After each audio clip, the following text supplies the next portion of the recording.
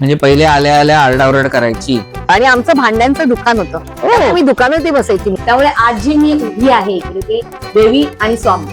फुलांचं काय नाव आहे? नाही म्हणजे मला असं वाटलं की फुलांचा पदार्थ वगैरे नाही. लहानपणापासून ना आईचा पदर न सोडणारा मुलगा किंवा मम्माज बॉय असं मला खूप चिडवायचंय. शून्य बघितलेला माणूस. हो, धमाल उडणार आहे. हा दिसला आतेच व्हेरी गुड. अरे काय किती आहे, सकाळपासून वाट बघते. जेवणाची टाइम गेलाय तर जाऊ दे बरं. या तुषार सर नमस्कार. अहो हे सगळं बोलायला थोडं आत आलो असतो, बसलो असतो आणि मग आरडाओरड केली असती तर काही फरक पडला असता का? वाट बघते चातका सर्दी केव्हापासून. फायनली आलो बाबा, भेटतो आपण कितीतरी महिन्यांनी. चल थोडस पन घे जरा, शांत होशील. म्हणजे पहिले आल्या आल्या आरडाओरड करायची आणि मग थंडगार पन्ह देऊन म्हणायचं की आता शांत हो. हो मग काय करणार. पण एक तुम्हाला मात्र गंमत सांगतो हा, काय झालं की म्हणजे बघा कसं आहे की मी दादरवरनं आलो. बरोबर आहे. उकाडा प्रत्येकालाच माहितीये की बरोबर काय आहे. तीव्र आहे. ट्रेननी आलो, त्याच्यानंतर बरोबर. रिक्षानी आलो, अजिबात घाम सुटला नाही, काय नाही, सगळं नॉर्मल होत. हा पण ना तुम्हाला माहितीये तुमच्या घराच्या इकडे ते एंट्रन्सच्या इथे जसा शिरलो तसा उकाडा ना मला असं वाटतं टेम्परेचर 50 डिग्रीच्या वरती गेलं. आणि आता एंट्रन्सला जे काही तुमचा तापटपणा तुम्ही माझ्या वरती जो काही दाखवला, हो. खरंच ही बाई इतकी तापट आहे ना, काय आता सांगणार यार. काही ऐकू नका. काय झालंय, एवढं मोठं ते शर्ट घातलंय एवढ्या मोठ्या हाताचं, गरम नाही होत का तुला? हा थंड. आता मी बोललेला प्रश्नाला उत्तर जाऊन थंड चहा. पण ही बाई तापट आहे याच्यावर मात्र मी एकदम ठाम आहे. हा ए मी काय तापट आहे? मी खरोखर तापट आहे असं तुम्हाला वाटत असेल तर कमेंट्स मध्ये कळवा. ह्याचं काय ऐकू नका. कराच कमेंट आता. माझी इच्छाच आहे त्यांनाही कळू दे की काय तापट आहेत की नाही आहेत त्या. तुषार तू दादरचा का पुण्याचा? हा काय प्रश्न आहे हो. काय म्हणतो? मनापासून दादरचा अच्छा. पण जन्म पुण्याचा. त्याच्यामुळे ना मला गर्व आहे की माझा जन्म पुण्याचा असल्यामुळे जेव्हा कितीही तापट व्यक्ती माझ्या समोर येते ना, तेव्हा उत्तर देण्याची जी काही पुणेरी स्टाईल आहे ना ती आमची, तेव्हा आम्ही त्यांना थंडगार पाण्यासारखं करून टाकतो. आणि आम्ही वसईचे असे आहोत ना की आधीच हातात पाण्याचा ग्लास ठेवून समोरच्याला थंड करून टाकतो. काय मागचा बेत काय? मस्तपैकी छान तुम्ही केलेले सगळे पदार्थ चाखायचे, मनसोक्त त्याचा आनंद घ्यायचा आणि मग जे काही पदार्थ मला आवडतील ते सगळ्यांना सांगायचे की खरंच ताई करतात की नाही, कशा करतात, काय करतात. बस बाकी काहीच भेट नाही. ताई नेहमीच करतात रे, पण आज तू आलास म्हटल्यावर मला असं वाटलं की तू माझ्यासाठी काहीतरी करशील. मी तुम्हाला गंमत सांगू का, आपण जेव्हा एखाद्याच्या घरी जातो तेव्हा एखादी व्यक्ती जर आपल्याला सांगत असेल आणि तीही शेफ अर्चना आरते जर आपल्याला सांगतायत की तू आज एखादा पदार्थ बनव आणि मला खायला दे, आणि तेही तुमच्या घरामध्ये तो पदार्थ बनवून तुम्हालाच खाऊ घालायचा. आणि तुझ्या हाताला खूप चव आहे, चाकली आहे अगोदर, त्यामुळे तूच म्हणायचं. म्हणजे आता तुम्ही इतक्या सहजपणे ना जो काही अंग काढून घेतलंय ना की मी आता काही करणार नाही, तुम्ही मला खाऊ घाला. पण हे खरंय, खूप मजा येते. आणि मला असं वाटतं ना ताई, खरंच मलाही खूप आनंद वाटेल की तो पदार्थ बनवून तुम्हाला खाऊ घालायचा. तर मी काय करतो माहितीये का, हे बघा अनप्लॅन्ड गोष्टी मला असं वाटतं खूप सक्सेस होतात. हो. एक काम करतो, फ्रीज उघडतो. चालेल. फ्रीज मध्ये जे अवेलेबल असेल, मला जे वाटेल त्यावेळेला डिसिजन घेऊया की काय बनवायचं. चालेल चालेल. धमाल उडणार आहे. कारण काय होणार, तुमचे व्ह्यूअर्स आणि माझे व्ह्यूअर्स हे दोन्ही जण उत्सुक असणार आहेत, कारण आपण दोघं पहिल्यांदा एकत्र येतोय. आणि त्यातून महत्वाचं म्हणजे काय माहितीये का, वसईचं आणि खरं तर माझं खूप नातं वेगळं आहे. हो ना. हो. आणि तुम्हालाही एक गोष्ट त्याच्यातली माहिती आहे, पण मला असं वाटतं की ही गोष्ट नक्की कोणती, वसईचं आणि माझं नातं काय, ह्या सगळ्या गोष्टी जर जाणून घ्यायच्या असतील तर हा पूर्ण व्हिडिओ बघा. तोपर्यंत मी फ्रेश होतो आणि स्वयंपाक घरामध्ये पदार्थ करण्यासाठी तयारीला लागतो. चला. फायनली मस्त फ्रेश झालोय. हो ना. आणि आता तुम्हाला छान खाऊ घालायचंय. माझं प्रिव्ह्यूअर. हा. अरे वा वा वा,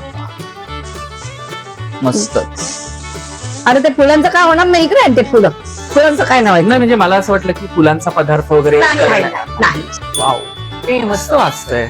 मग वा वा वा, फ्रीज भरले. म्हणजे काय, मी ऑर्डर्स देते, क्लासेस घेते, मी जेवण बनवते, कांदा वगैरे लागणार आहे. आणि कांदा तर लागेलच, तो फ्रीज मध्ये म्हणजे मी तरी फ्रीज मध्ये कांदा ठेवत नाही, अर्चना ताई कांदा फ्रीज मध्ये म्हणजे काय चाललंय, म्हणजे मनापासून बनवून खायला घालायचं की नाही देवा माहिती. बरोबर बनवशील ना. किती मजा असते बघा, अर्चना ताईंना असं मला बोलायला मिळतंय की किती धमाल आहे, त्याच्यामुळे असंच बरोबर करा हात असे असे असे, हा, आणि चुटकी मारा, क्या बात आहे. मारा परत. काय होतंय आता ते बारीक कट करून देतील ना जादू. हा, तर ह्या ज्या काही चुटक्या वगैरे असतात आणि जे काही दाखवतो ना, तर तुम्हालाही सगळ्यांना माहिती आहे की त्याच्यामध्ये खरंच कष्ट असतात. आणि ते कष्ट आम्ही जेव्हा शेफ एखादा पदार्थ बनवतो तर तो बनवताना आम्हाला हेल्पिंग हँड्स असतात. तर ते कापडा चिरण्याचे जे काम आहे ते संगीताताई करतात. संगीताताई येता इकडे या. सो ह्या आहेत संगीताताई, आम्हाला चिरून द्याल. आणि मला एक सांगायचंय, संगीताताई म्हणजे लेफ्ट हँड आणि राईट दोन्ही हँड. या म्हणजे मला एवढी सवय झाली आहे की तिला फोन करा, संगीता उद्या शूट आहे ये, संगीता उद्या ऑर्डर आहे ये, की संगीता आली की मी शांत, नाही तर माझी ऑर्डर खाला. क्या बात आहे. इथे सगळी तयारी झालेली आहे. पण सर्वात महत्वाची गोष्ट, संगीताताई येतात ती प्लेट घेऊन या.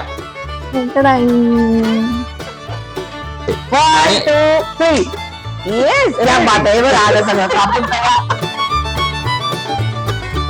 आता फोडणी द्यायचं काम मी करतो, पण गॅस पेटवण्याचं काम तुम्ही करा.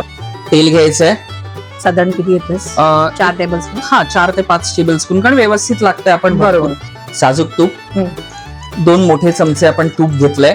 तुपाचा एक स्वाद खूप छान येतो. छान येतो आणि तेल आणि तूप एकत्र घातलं की कधी पण तो पदार्थ छान होतो नाही का. क्या बात. आय थिंक तापलेला आहे. आपण जिरं साधारण 1 मोठा चमचा घालणार आहोत, कारण जिऱ्याचीच फोडणी खूप छान लागेल. दालचिनीचे 1 4 तुकडे, लवंग 1 4 ते 5, काळी मिरी 1 8 10, सर्वात माझा आवडता कढीपत्ता, अगदी फ्रेश आणि झाडाचा कढीपत्ता आहे, हिंग, साधारण 4 ते 5 मिरच्या आहेत. त्यामध्ये फक्त आपण कापून घेतल्या होत्या 1 इंच आलं, त्याचं साल काढून आपण किसून घेतलेलं आहे.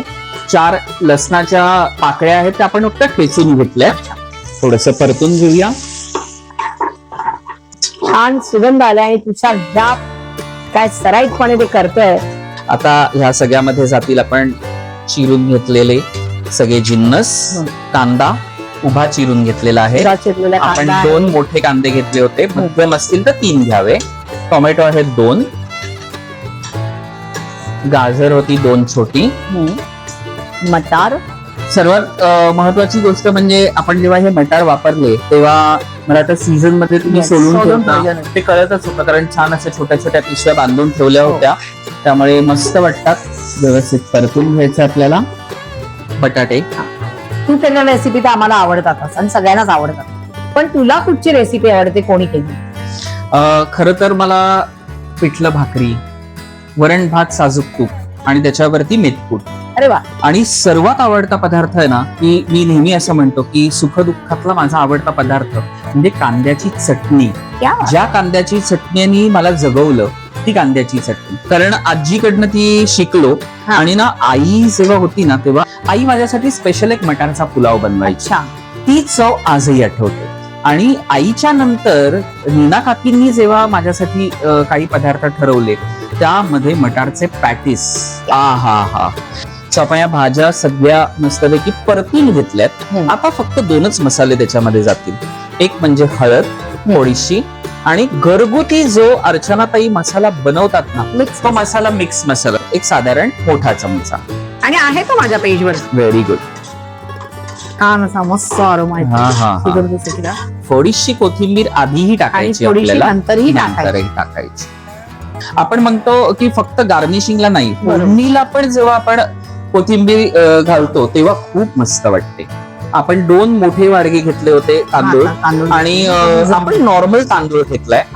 बासमतीच घेतला पाहिजे असं नाही. काय आहे ना, उगाच काहीतरी आपण, मी तुम्हाला सांगणार की ऑनलाईन हे मागवा ते मागवा, मग सगळ्या गोष्टी करा आणि मग त्याच्यामध्ये त्याच्यासाठी वाट बघा, असं अजिबात नाहीये हो. आणि मीठ तर हातानेच, त्याच्यामुळे Yes. अंदाज तर मला ते चमच्याचा अजिबात येत नाही. मलाही नाही हा. तुला ही आवड कशी काय निर्माण झाली? कारण म्हणजे आपल्याकडे घरात आई वगैरे सगळं सतत सास हे करतात. आता आम्ही मुली ठीक आहे की आईच्या बरोबर असतो, प्रेम. तुझं काय? आईचा पदरच मी कधी सोडला नव्हता. त्याच्यामुळे लहानपणापासून ना आईचा पदर न सोडणारा मुलगा किंवा मम्माज बॉय असं मला खूप चिडवायचंय. सो माझं कॉलेजच माझी आई आणि माझं आईचं स्वयंपाकघर होतं. आणि आईच्या निधनानंतर सुदैवाने मला काकींचं स्वयंपाकघर मिळालं. त्यामुळे माझी आई, माझी आजी आणि नीना काकी ह्यांच्यामुळे मला असं वाटतं मी सगळ्यांसमोर पोचलो. मी तुम्हाला आत्ताही तीच गंमत सांगतो ना की आईची फिगर जी असते की आई जेव्हा आपली असते आणि आपण म्हणतो की आईने बनवलेला पदार्थ, तसं तुमच्या बाबतीमध्ये आहे की तुम्ही जेव्हा एखादा पदार्थ दाखवता ना तेव्हा आपली आई आपल्याला पदार्थ दाखवतीये किंवा आपण तिच्याकडनं शिकतोय ही भावना खूप असे कमेंट्स मला भरपूर येतात. आणि मला वाटतं आता गॅस म्हणजे पण आता लीड लावूया येस आणि एक साधारण 4 चार शिट्ट्या. ओके. ताई पुलाव तर शिजतोय, शिट्ट्या तर होतीलच. पण तुम्हाला आठवत असेल माझ्या पुस्तक प्रकाशन सोहळ्याला तुम्ही आला होता. Yes. मला स्वतःला तुम्हाला हे पुस्तक द्यायचं होतं. सो पहिल्यांदा जसे स्वयंपाकघरातले अनेक स्वाद तुम्ही सगळ्यांना तृप्त करता तसं एक छोट्यास चाफ्याचं फुल आणि हे माझं पुस्तक तुम्हाला. शून्य बघितलेला माणूस. हो, म्हणजे अनेकदा माझ्या आयुष्यात शून्य आली, पण त्या शून्याच्या प्रवासातनं मला अनेकांची साथ मिळत गेली. त्या पुस्तकामधला एक पार्ट तुम्ही आहात. आणि तुम्हालाही Yes. माहितीये की जेव्हा करोना नंतर मी शून्यावरती आलो तेव्हा नक्की माझ्या बाबतीत काय घडलं आणि पुन्हा त्या शून्यातनं उभारण्यासाठी तुमची एक मुलाची साथ मला लाभली होती. मी तर हे पुस्तक वाचणारच आहे आणि मला बरंच काही माहिती आहे ह्यामधलं. हे तुलाही माहिती आहे, आपल्या बऱ्याच वेळा गोष्टी झालेल्या आहेत. पण तुम्हाला हे पुस्तक कुठे मिळालं? मला तो दुकानात अवेलेबल आहे का? अमेझॉन वरती अवेलेबल आहे किंवा तुम्ही मला डायरेक्ट कॉन्टॅक्ट केला तरी आम्ही तुम्हाला कुरिअर करू शकतो. त्यामुळे इझिली अवेलेबल आहे. 4 शिट्ट्या झाल्या, येस. कुकर थंड झाला, मस्तपैकी पुलाव झालेला आहे. क्या बात आहे. जमलंय ना? हो. सो आपण आता मस्तपैकी सर्विंग बाउल घेतलेला आहे.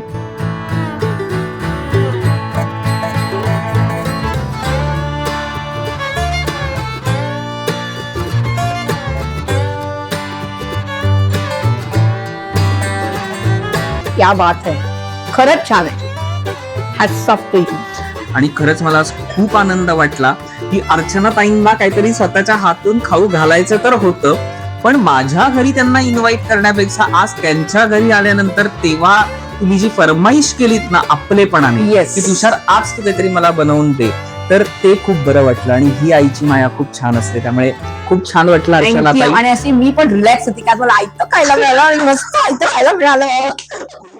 ताई मला असं वाटतं तुम्ही तर नेहमी ह्या म्हणजे किल्ल्यामध्ये वगैरे येत असाल. वसई आणि माझं एक नातं खूप वेगळं आहे. बरोबर. आम्ही ना 12वीत असताना हा. माझा मित्र म्हणजे माझा जिवलग मित्र योगेश म्हात्रे, हा. त्यांचा तामतलावला घर आहे. अच्छा.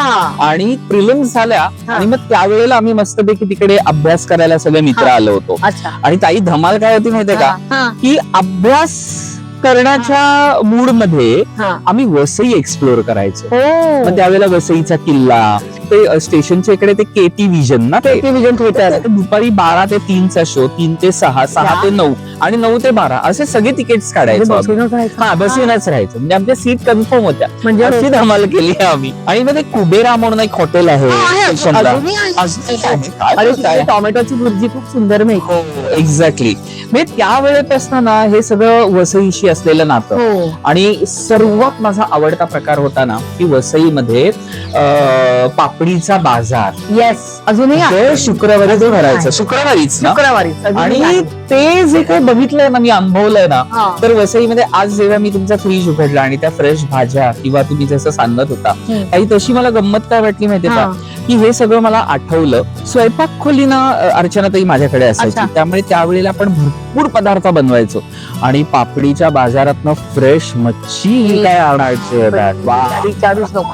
वसईचं आणि माझं एक नातं अजून वेगळं पण असं आहे की करोना नंतर तर आम्ही शून्यावरती आलोच होतो की ज्या वेळेला मला काहीच उत्पन्न नाही घरामध्ये. बरोबर. तर अशा परिस्थितीमध्ये जेव्हा मी योगेशच्या ते बहिणीच्या नवऱ्याकडे हा मेडिकल मध्ये नोकरीला लागलो. मी मेडिकल स्टोअर मध्ये काउंटरवरती होतो आणि तुम्ही तिकडे रिक्षात जेव्हा बाजारात जायचं तर 2-3 वेळा अर्चना त्यांनी बघितलं की हा तोच आहे का, हा तोच आहे म्हटलं. आणि ज्यावेळेला तुम्ही आलात आणि ते विचारलं की तू तुषारणार आहे, आणि त्यावेळेला माझी तब्येत खूपच खराब एकदम बारीक होती. झाला होता आणि ते ओळखणं खूप कठीण होतं, पण तरी त्यांनी ओळखलं. प्रेमाने त्यांनी रिक्षा थांबवली आणि त्यांनी जेव्हा विचारपूस केली, घरी नेलं. आणि घरी नेल्यावरती मात्र त्यांनी मला अर्चनाताईंनी सांगितलं की तुषार, मेडिकल स्टोअर मध्ये आज तू काय करतोयस आणि जेव्हा नोकरी करतोय कळलं, तेव्हा त्यांनी मायेने खरोखर खूप छान हे केलं की नाही, माझ्याकडे एक प्रोजेक्ट आहे जिथे इन्क्वायरी आहे शेफ म्हणून, तिकडे तू अप्रोच करून बघ.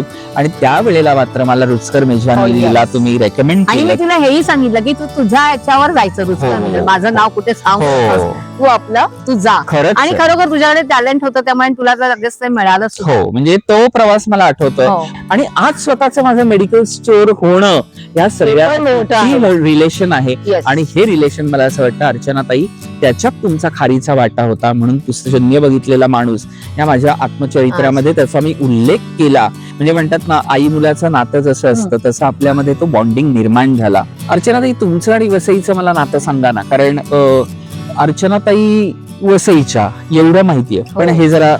माझे बाबांचं गाव कारवार हो. माझं जाणं येणं कारवारला असायचं. अरे वा. आणि नंतर शिक्षण हे गिरगावात झालं, हा. रामोनची.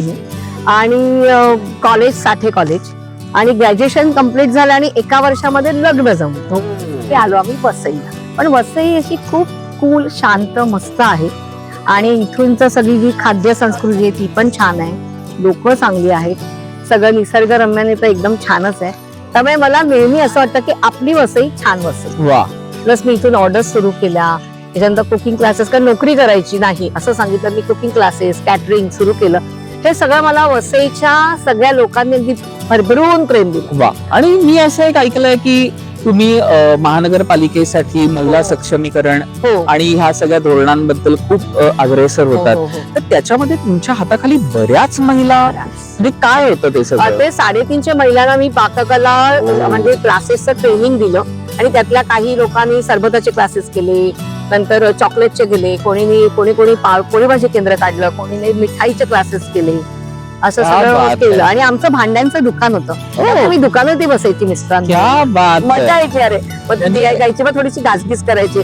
मग मी मिस्टर म्हणजे काय दुकानात सुद्धा घासगीस करतात. म्हणजे तुमच्याकडे रागाने तुम्ही जेवढी घरात भांडी फोडली आहेत ती सगळी तुमच्या दुकानामधली होती. तो प्रवास खूप मोठा होता. आणि मला असं वाटतं की आज मी क्लासेस जेव्हा वेगवेगळे घेतले त्याच्यातनं ज्यांनी बिझनेस चालू केले त्या तर म्हणतात ना की ताईंचं प्रमाण म्हणजे काय विचारायला नको, ते आमचं मेजरमेंट हे एकच असतं. क्या बात आहे. त्यामुळे मगाशी तू जो पुलाव केला आणि त्याला असं तसं पाणी घालत होतास, तर मला थोडंसं म्हटलं बापरे तेवढं पाणी घालतो गचका होईल की काय. आणि तुला माहितीये का, मला जरा पण नरम भात आवडत नाही, तेव्हा टेन्शन आले. आणि आता हे ऐकून मला टेन्शन आलंय की तसं काही झालं असतं तर माझं काय झालं असतं. बरोबर, व्यवस्थित झालं, सुंदर झालेला प्रश्नच नाही. तुझंही नातं वसई बरोबर आहे, माझंही आहे. तर आता आपण आपल्या कालिके मातेच्या देवळात जाऊयात. ह्याच कालिका देवी मंदिरामध्ये मला अर्चनाताई घेऊन आल्या होत्या ज्यावेळेला आमची भेट झाली होती. आणि त्यांनी आशीर्वाद दिला होता. त्यांनी सांगितलं होतं की बघ, तुझ्या आयुष्यामध्ये खूप वेगळा आता चमत्कार होईल. आणि खरंच तसं आहे. आणि अर्चनाताई, त्यामुळे खरं तर तुमचे ना आभार, कारण देवीच्या चरणाशी येण्यासाठीचं माध्यम तुम्ही बनलात आणि ते माध्यम खूप महत्वाचं असतं. त्यामुळे वसईमध्ये जर कोणी आलात आणि तुम्हाला जर असं वाटलं की छान दर्शन घ्यावं, तुम्ही खरोखर इथे या, दर्शन घ्या. कारण इतकी पॉझिटिव्हिटी, इतकी सकारात्मक ऊर्जा इथे तुम्हाला मिळेल ना की तुम्ही नक्की अनुभवा, असं माझं म्हणणं आहे. अर्चनाताई, तुमचं मत काय? कारण हे तुमचं मंदिर आहे, त्याबद्दल थोडंसं जरा सांगा ना, म्हणजे सगळ्यांनाच छान वाटेल. ही आमची स्वयंभू देवी आहे, आमच्या घरात चालून आलेली देवी आहे, म्हणजे माझ्या आजी सासऱ्यापासूनची देवी आहे. पण मला प्रचंड अनुभव असा आहे की जे मला दुःख येतात, कधी मला दोन माझ्याकडे असे आले की खूप असं प्रचंड दुःख आलं, पण त्यावेळेला तिने मला सांभाळून घेतलं, तिने माझा हात सोडला नाही. त्यामुळे आज जी मी उभी आहे इकडे, ते सगळं देवी आणि स्वामी. खरंच आहे. आणि हा प्रवास तुम्ही पाहत राहा आणि देवीचं दर्शन घ्यायला जरूर या. सो फायनली हेच ते क्वालिटी जेनेक्स मेडिकल स्टोअर, जिथे मी तुम्हाला सांगितलं तो प्रवास की वसईच्या मेडिकल स्टोअर मध्ये जिथे मी यायचो, तर हा अमोल आहे, म्हणजे आमच्या आत्ते बहिणीचा नवरा, आणि त्यांचं हे स्टोअर आहे. इकडे मी जेव्हा काउंटरवरती असायचो तेव्हा काय झालं होतं, अर्चनाताई म्हणजे मला कोण अर्चनाताईला बोलायचंय म्हटलं. बघितलं तर आधी ओळखलं नाही, कारण तू फार बारीक झालेलास. अरे हा तर तुषार. हा मी बोललो तर साहेब इथे काय फील्ड आणि कुठे साहेब म्हणतात. तर म्हणजे देवळात पडल्या, मग बघू काय करायचं. मजा होती, कारण 2-3 वेळा रिक्षामधनं जेव्हा त्या जात होत्या मार्केटिंग करून, तर बरोबर नाक्यावरती असल्यामुळे त्यांना दिसायचं, तर बघायच्या पण त्यांना डाऊट होता की नक्की तोच आहे का. पण जेव्हा आमचं बोलणं झालं तेव्हा मात्र तसं झालं की अर्चनाताईंनी फायनली बोलवलं. सर्वात महत्वाची गोष्ट मला हीच सांगायची आहे की जेव्हा मी इथे आलो, ट्रेनिंग घेतली, काही छोट्या अगदी थोडा काळ होतो पण मजा घेतली. पण आता जेव्हा स्वतःचं मेडिकल आहे तेव्हा कळतं की त्याचं महत्व किती आहे. आणि अमोलला त्रास पण खूप दिला, पण आम्ही एक मजा होती की डबे घेऊन यायचो, त्याच्यामुळे आम्ही धमाल करायचो, सगळेजण खायचो. आणि इथे नितीन म्हणून पण आहे जो बघतो सगळा. हा आला, 2 मिनिटं. ये नितीन, तुझंच नाव घेतलं, ये लवकर.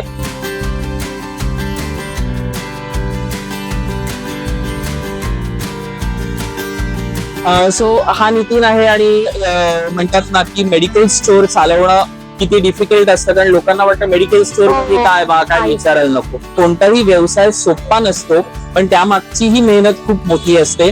त्यामुळे हे सगळं टीम वर्क आहे. सो तुम्ही पण मस्त एन्जॉय करा. आणि आता पुढच्या टप्प्यामध्ये की जसं मी सांगितलं की ताम तलाव आणि तिकडचा तो परिसर आणि सातमा देवीचं मंदिर. चला तर मग मी म्हटलं तसं हीच सातमा देवी.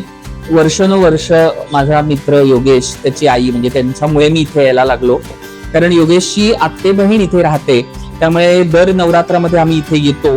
ती बोलते म्हणून खरं तर मला असं वाटतं की इथे येणं होतं. पण इथे आल्यावरती खूप मजा येते. तुम्ही प्रत्येकाने, मला असं वाटतं, जेव्हा तुम्ही वसईमध्ये याल तेव्हा तुम्ही या देवस्थानांना जरूर भेट द्या आणि तिकडची सकारात्मक ऊर्जा अनुभवा. ती खूप वेगळी आहे. त्यामुळे अर्चनाताई, पुन्हा एकदा आज तुम्ही मला वसईमध्ये बोलवलं आणि ते सगळे अनुभव आज पुन्हा मला रिवाईव्ह करायला मिळाले. त्यामुळे तुमचे खूप आभार. आणि पुन्हा एकदा एपिसोड कसा वाटला, मी बनवलेला पुलाव यांना सगळ्यांना आवडलाय, पण तुम्ही तो पदार्थ घरी करून पहा. तो पदार्थ कसा झाला हे आम्हाला कळवा. खरंच तो चवीला चांगला आहे का. आणि तुमचे आभार. तुझेही आभार. तू आलास, खूप बरं वाटलं. आणि त्यानिमित्ताने आज तुषारमुळे मी पुन्हा एकदा वसई दर्शन करत होते.